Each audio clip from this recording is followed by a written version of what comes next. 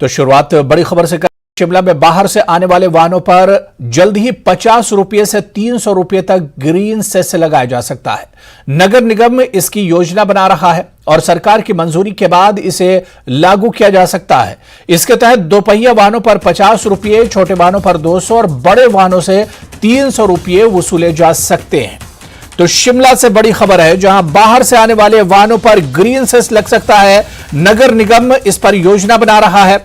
सरकार से मंजूरी के बाद लागू होगा ग्रीन सेस। 50 रुपये से 300 रुपये तक ग्रीन सेस लागू हो सकता है। तो शिमला में बाहर से आने वाले वाहनों जल्द ही 50 रुपये से 300 रुपये तक ग्रीन सेस लगाया जा सकता है। और राजेंद्र हमारे सहयोगी फोनलाइन पर हमारे साथ जुड़े हुए हैं। राजेंद्र, बाहर से आने वाले वाहनों पर एक तरह से जो ग्रीन सेस की बात चल रही है, कहा जा रहा है कि इसे नगर निगम इस पर बाकायदा एक योजना बना रहा है।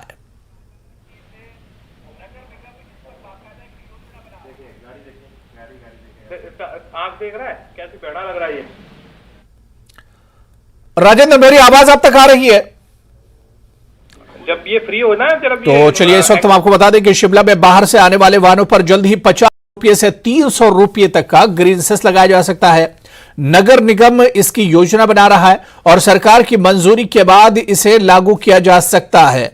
इस पर हमारे सहयोगी राजेंद्र हमारे साथ जुड़े हुए हैं। राजेंद्र, मेरी आवाज आप तक पहुंच रही है?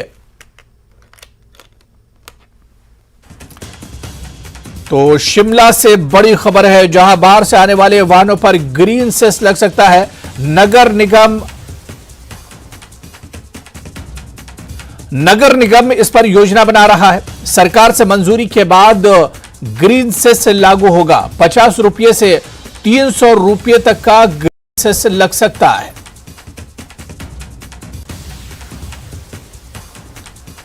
तो अब बाहर से आने वाली गाड़ियों पर जल्द ही 50 से 300 रुपये तक का ग्रीन सेस लगाया जा सकता है। नगर निगम इसकी योजना बना रहा है।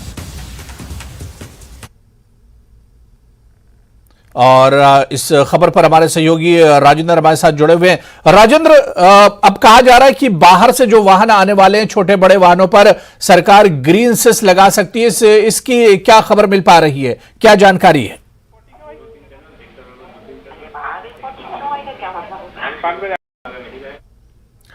तो चलिए एक बार फिर से आपको बता दें कि शिमला में बाहर से आने वाले वाहनों पर जल्द ही 50 रुपये से 300 रुपये तक ग्रीन सेस लगाया जा सकता है। नगर निगम इस योजना को बना रहा है और सरकार की मंजूरी के बाद इसे लागू किया जा सकता है।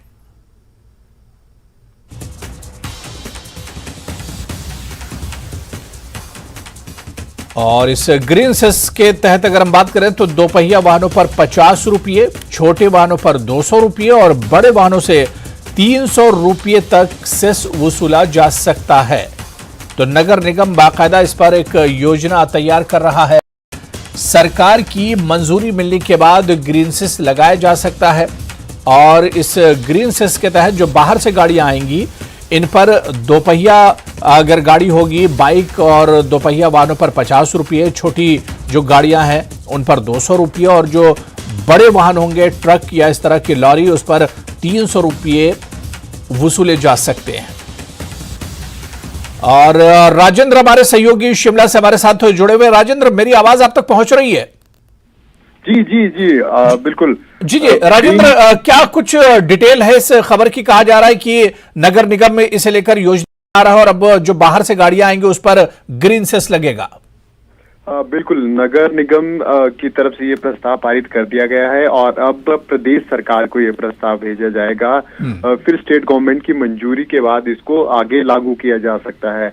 अब इससे पहले भी 2014 की अगर हम बात करें तो उस वक्त भी ये प्रोसेस चला था और साल भर ग्रीन सेस जो है तो वो लिया भी गया था। टैक्स बाहरी राज्यों से जो वाहन आ रहे थे, दूसरे राज्यों से, उनसे लिया जाता था। लेकिन फिर डिस्प्यूट थोड़ा हुआ और उसके बाद ये बंद कर दिया गया और फिर भाजपा सरकार, जो पिछली जयराम सरकार थी, उन्होंने मंजूरी नहीं दी और 5 साल तक ये पूरा मामला लटका जब तक भाजपा सरकार रही।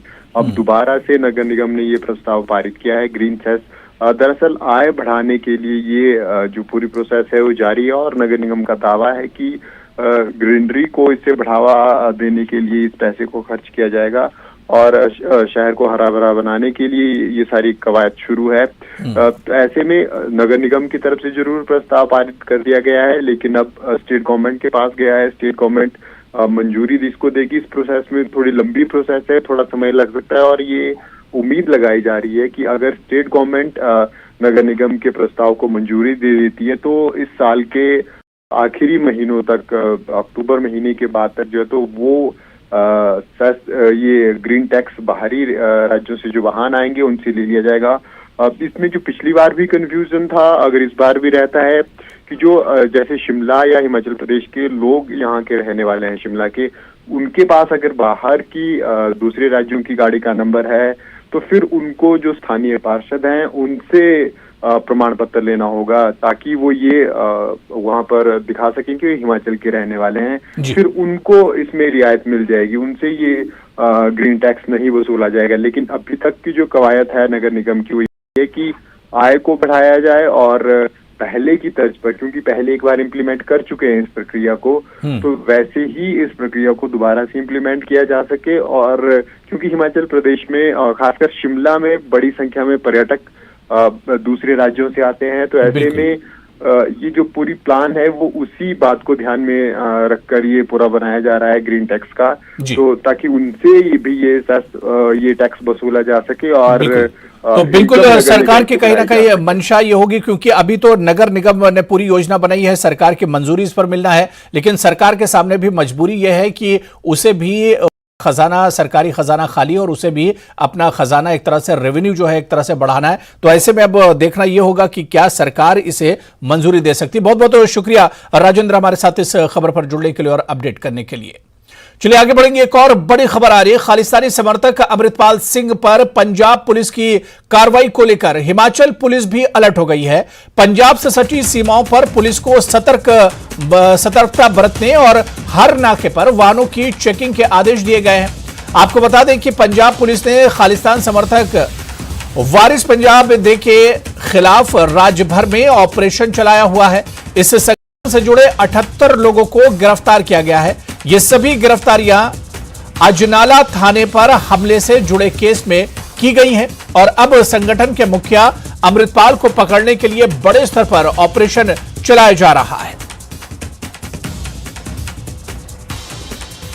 और चलिए इस खबर पर भी हमारे सहयोगी राजेंद्र हमारे साथ जुड़े हुए हैं। राजेंद्र, कहा जा रहा है कि पंजाब में जिस तरह का तनाव देखा जा रहा है, इसे लेकर अब हिमाचल की जो पुलिस है उसे भी एक तरह से अलर्ट कर दिया गया है और जो सीमाएं हैं वहां पर चौकसी बढ़ा दी गई है। बिल्कुल, पंजाब में जिस तरह का माहौल शुरू हुआ, पंजाब पुलिस की तरफ से जो एक कैंपेन शुरू किया गया खालिस्तान समर्थकों को पकड़ने के लिए, खासकर अमृतपाल को लेकर, उसके बाद क्योंकि हिमाचल प्रदेश का एक लंबा बॉर्डर है वो पंजाब के साथ है, तो ऐसे में कांगड़ा की बात हो या फिर चंबा का कुछ एक क्षेत्र हो, बिलासपुर और ऊना, इन तमाम जिलों की जो बॉर्डर एरिया है वहां पर सख्ती करने के आदेश दिए गए हैं। प्रशासन की तरफ से एक बैठक हुई है और बैठक के बाद ये निर्णय लिया गया कि जितने भी बॉर्डर एरिया है वहां पर जो बाईपास, जो छोटे छोटे रूट्स होते हैं, मेन रोड्स के ऊपर तो जो चौकसी है वो बढ़ाई ही गई है। जो संदिग्ध वाहन है उनके ऊपर नजर रखने के लिए और उनकी चेकिंग के आदेश जारी कर दिए गए हैं और ये प्रोसेस इंप्लीमेंट भी हो रही है, चेकिंग शुरू हो गई है। लेकिन जो छोटे छोटे रूट्स हैं, बाईपास हैं, वहां पर सख्ती करने के आदेश दिए गए हैं। पंजाब में कुछ एक एरिया को सील किया गया है जहां बड़ी संख्या में छोटे छोटे रूट्स हैं, बाईपास हैं, और जो मेन रोड है वहां पर संदिग्ध वाहनों की चेकिंग की जा रही है। रोका किसी को नहीं जा रहा है प्रवेश से, लेकिन चेकिंग, सतर्कता बरती जा रही है और जो छोटे रूट्स हैं उन पे जरूर सख्ती पुलिस प्रशासन की तरफ से की गई है। खासकर जो नूरपुर के साथ लगता क्षेत्र है वहां पर, इसके अलावा पंजाब के भी जो एरिया ऊना के साथ लगते हैं वहां पर, चाहे नंगल एक का बहुत बड़ा क्षेत्र लगता है, वहां पर भी चौकसी पुलिस की तरफ से बढ़ा दी गई है।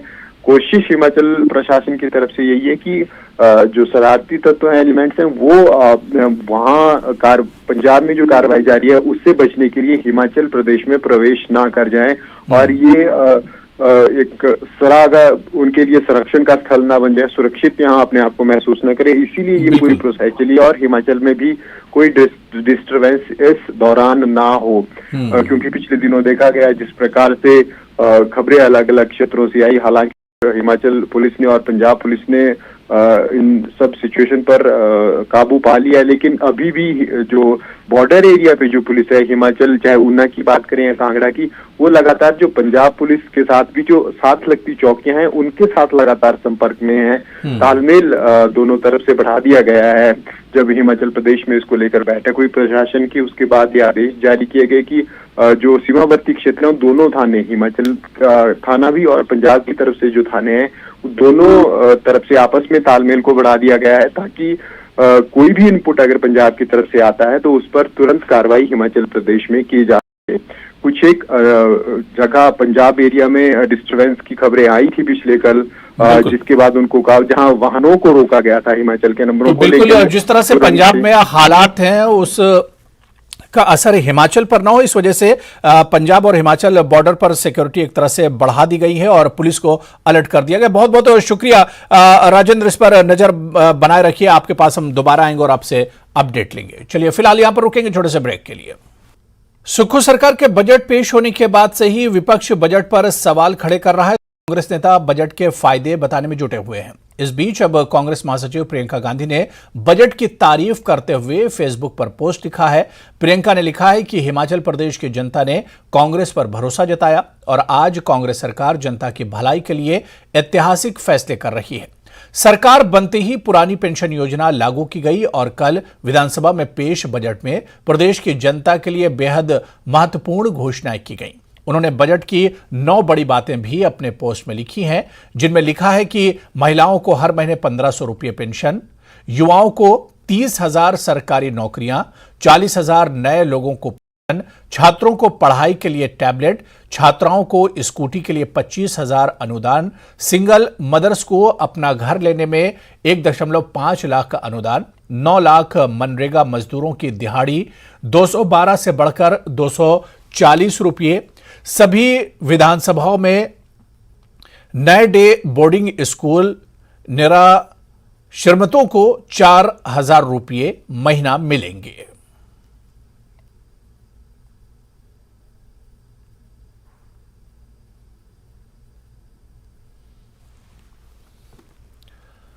तो बजट पेश होने से ही विपक्ष कई तरह के सवाल उठा रहा है, जिसका जवाब मंत्री विक्रमादित्य सिंह ने प्रेस कॉन्फ्रेंस करके दिया।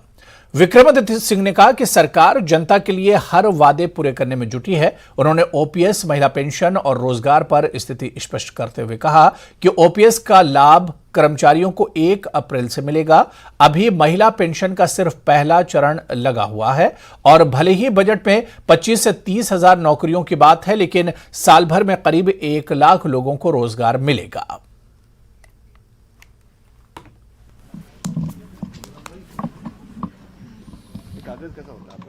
1/4/2023 से यानी अगले महीने की पहली तारीख से नए फाइनेंशियल ईयर से इसको प्रदेश के अंदर पूर्ण रूप से जो है वो आपका इम्प्लीमेंट कर दिया जाएगा और जो हमारी नंबर 1 गारंटी प्रदेश के कर्मचारियों को थी उसको पूरा करने का हमारा जो वचन था उसको हमने पूरा किया है। मगर साथ ही साथ मुख्यमंत्री जी ने पिछले कल विधानसभा में भी बजट के दौरान ये आह्वान हमारे नेता प्रतिपक्ष और पूर्व मुख्यमंत्री जयराम ठाकुर जी से और भी जो हमारे भाजपा के नेता हैं उनसे भी किया है कि कलेक्टिव रिस्पांसिबिलिटी है।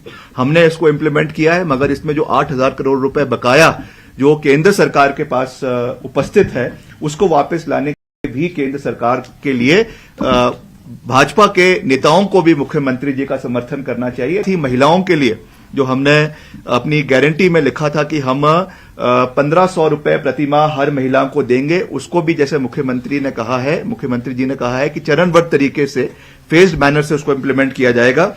तो पहले 2,30,000 महिलाओं को 31,000 महिलाओं को जो है 1,500 रुपए की पेंशन देने का पहले चरण में इसका कार्य शुरू हो चुका है, जिसमें 416 करोड़ रुपए का व्यय जो है एक्सपेंडिचर प्रदेश सरकार इस पे बजटरी प्रोविजन इसमें किया है। रोजगार हमारा सबसे बड़ा बिंदु है। इसमें जो आंकड़ा निकल कर आया है कि 25,000 नौकरियां जो है वो सरकारी क्षेत्र में होगी, मगर इसका अगर हम इन टोटलिटी इसको देखें निजी क्षेत्र में और प्राइवेट सेक्टर में, उसको मिलाकर करीबन 90,000 से लेकर 1 लाख नौकरियां हम प्रदेश के अंदर 1 साल के अंदर पैदा करने के लिए वचनबद्ध है। चाहे वो आपका इन्वेस्टमेंट के रूप से है, चाहे वो आपका जो सब्सिडीज के रूप से नया एम्प्लॉयमेंट प्रदेश के अंदर जनरेट होगा, जिसके बारे में मैं जो है बात कर ही चुका हूं। और इसके अलावा जो हमारा डिपार्टमेंट है, चाहे जल शक्ति है, जिसमें जैसे आपने कल देखी उसमें 5,000 नई नौकरियां प्रदेश में जो है वो दी गई है। मैं अपने डिपार्टमेंट के भी आंकड़े देख रहा था, पब्लिक वर्क्स डिपार्टमेंट के, जिसमें अभी जो हमारा रिक्वायर्ड स्टाफ है, जो आपके अगेंस्ट रेगुलर स्ट्रेंथ है और जो आउटसोर्स के मार्फत है, उसमें करीबन 2237 अतिरिक्त स्टाफ की आवश्यकता है, जिनको आने वाले समय में चरणबद्ध तरीके से भरा जाएगा। 2200। तो भले ही सरकार बजट की खूबियां गिनाने में लगी हो, लेकिन बीजेपी बजट को निराशाजनक और गुमराह करने वाला बजट बता रही है। पूर्व विधानसभा अध्यक्ष डॉक्टर राजू बिंदल ने कहा है कि सुक्खू सरकार का बजट लोगों की उम्मीदों के विपरीत है। उन्होंने सुक्खू सरकार के बजट को जनता के साथ धोखा करार दिया है। सरकार सत्ता में आने के बाद पहला बजट आदरणीय सुक्खू जी ने प्रस्तुत किया। अब ये बजट प्रस्तुत किया, इन्होंने वायदा किया था 20 लाख महिलाओं को 1,500 रुपया देंगे, और बहुत जोर जोर से कहा, इनके सभी नेताओं ने कहा, हर प्लेटफॉर्म पर कहा, मीडिया के सामने कहा, और इनकी राष्ट्रीय नेताओं ने घोषणा की पहली कैबिनेट के अंदर महिलाओं को 1,500 रुपए मिलेगा। 2,30,000 महिलाओं को देने की बात इन्होंने बजट में कही है, तो 2 लाख महिलाएं तो ऑलरेडी कवर्ड हैं। उसके अंदर कुछ विधवा बहनें हैं, उसके अंदर परित्यक्ता बहनें हैं, उसके अंदर अपंग बहनें हैं। इस बात का कोई स्पष्टीकरण नहीं है कि वो 2 लाख उनसे अतिरिक्त हैं या वो हैं। और अगर ये 2 लाख बहनों को दे भी दिया, तो 18 लाख बहनों के साथ क्या चीटिंग है। तो वहीं बीजेपी विधायक राकेश जम्वाल ने भी बजट को निराशाजनक बताया है। उन्होंने कहा कि बजट निराशाजनक और मात्र आंकड़ों का मायाजाल है। ये जो बजट विधानसभा में प्रस्तुत किया गया, बहुत निराशाजनक और मैं कहूंगा कि आंकड़ों का मायाजाल और शब्दों का हेरफेर है। आपको अपनी कुर्सी को बचाना है, और जैसा मैंने कहा कि कुर्सी को बचाने के साथ साथ अपने दिल्ली में हाईकमान को खुश करने के लिए राजीव गांधी जी के नाम से योजनाएं चलाना, इसी काम में प्रदेश की सरकार, प्रदेश के मुख्यमंत्री सुखविंदर सुक्खू जी काम कर रहे हैं। नूरपुर में प्रेस कॉन्फ्रेंस कर कांग्रेस प्रवक्ता सुदर्शन शर्मा ने भी बजट के फायदे गिनाए। उन्होंने कहा कि बजट में हर वर्ग का ख्याल रखा गया है। हमारा जो बजट पेश किया गया है वो आम जनमानस के हित का बजट सिद्ध होगा। इसमें कोई शक नहीं है कि हिमाचल प्रदेश की आम जनमानस जो है वो कल का बजट सुनकर बहुत खुश है, जिसमें प्रत्येक वर्ग का ध्यान रखा गया है। माननीय मुख्यमंत्री जी द्वारा युवा के लिए जो विशेषकर उन्होंने प्रावधान रखे हैं, उससे आम युवा वर्ग जो है उनका जो मनोबल बढ़ा है, और ये हिमाचल प्रदेश को एक ग्रीन स्टेट का जो ये प्रयास करने जा रहे हैं हमारे मुख्यमंत्री महोदय और उनके मंत्रिमंडल के सदस्य, उनकी जो तमाम कोशिशें हैं कि वो हिमाचल प्रदेश की ऐसी विघटन समस्याओं से निकलते हुए, जिसमें जो है हिमाचल प्रदेश का आर्थिक बजट जो है, आर्थिक स्थिति जो है वो ठीक ना होने के बावजूद भी उन्होंने विशेषकर हिमाचल प्रदेश के युवा वर्ग को काफी आगे बढ़ेंगे। चंबा के चुराह विधानसभा क्षेत्र के सनवाल पंचायत के लोगों ने पंचायत में हो रहे घोटाले की शिकायत प्रशासन से की है। गांव वालों का कहना है कि पंचायत के जरिए मेला और खेल का जो मैदान बनाया गया है वो एक भवन की दूसरी मंजिल के लेंटर पर दर्शाया गया है। इस पर लाखों रुपए खर्च करने के बावजूद भी खेल का मैदान नहीं दिख रहा। लोगों ने हैरानी जताई कि भवन के ऊपर की मंजिल पर इस तरह से मैदान का होना एक अजूबे से कम नहीं। जिला प्रशासन ने एक जांच कमेटी एसडीएम तीसा की अगुवाई में बनाई है और पंचायत इंस्पेक्टर इस मामले की पूरी छानबीन कर रहे हैं।